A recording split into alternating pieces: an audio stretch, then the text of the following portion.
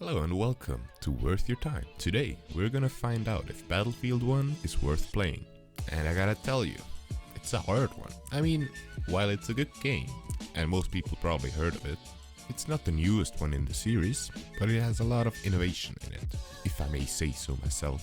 Because the whole setting of the game is in World War I, and I mean, of course, there has been World War I games, but Battlefield 1 really took a different kind of route. Went for the old sobby, sad story, you know.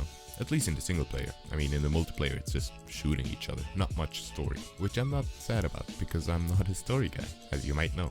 Anyways, Battlefield 1 is about World War I. Yeah.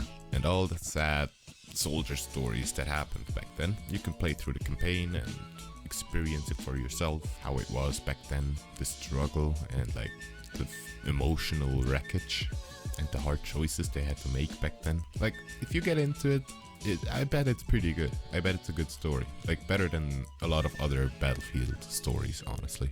But still, I'm not a story guy. I'm sorry, guys. I'm really sorry.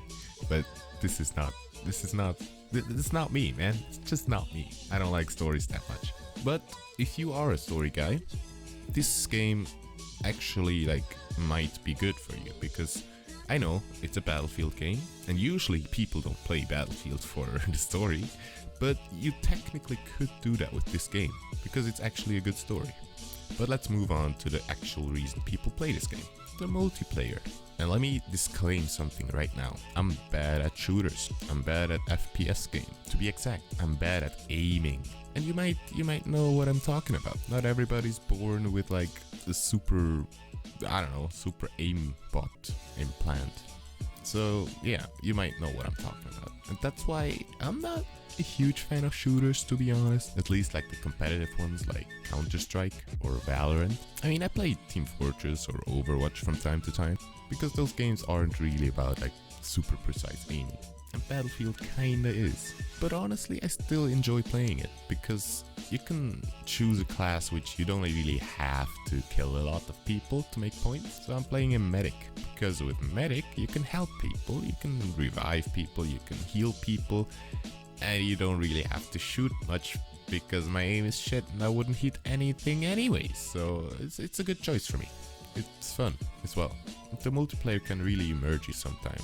You really are in the First World War, basically. And it does feel like it. You can charge at people with your baton, I think that's what it's called. You can like ride on horses and charge people with your sword, stuff like that. You get to fly old planes and drive old tanks, shoot with pretty old weapons. I mean, it doesn't just look old like the weapons, they also feel old. Like, you don't get what I mean until you play the game and shoot one of those weapons, but they do feel old. You get what I mean?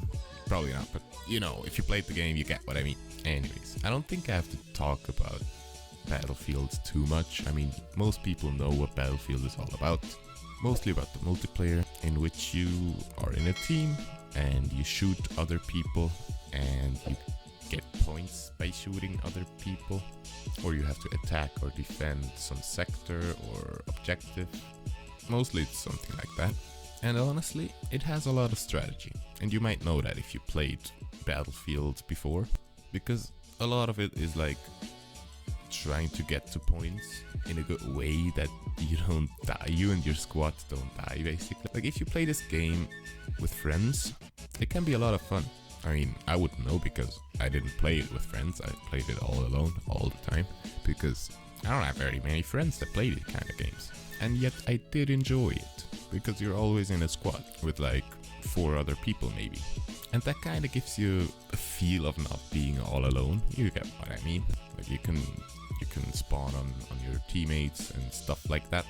And you can even communicate with like voice chat. Not really writing, because you don't really have time for that most of the time. But you can communicate, which is important. There's also good like pings, where you can like ping things and tell people you should go there or get away from there.